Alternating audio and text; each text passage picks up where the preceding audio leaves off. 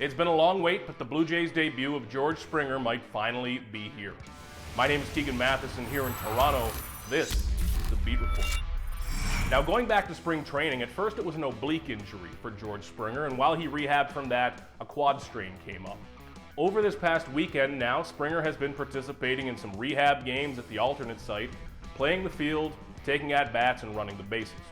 Now, running and how he recovers from running will be the key given the nature of a quad injury.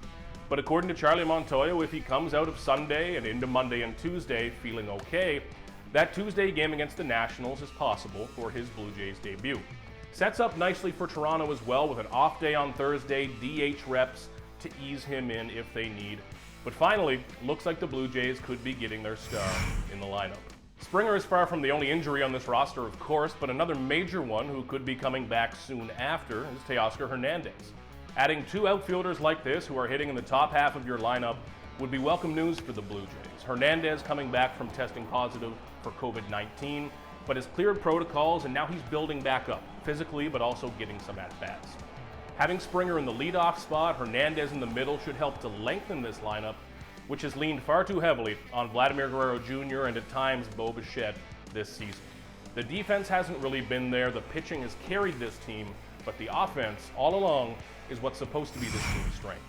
So what does this mean for everybody else? Well, eventually Jonathan Davis could be on that bubble once Hernandez and Springer are both back, especially given that Cavan Biggio can play some outfield from time to time.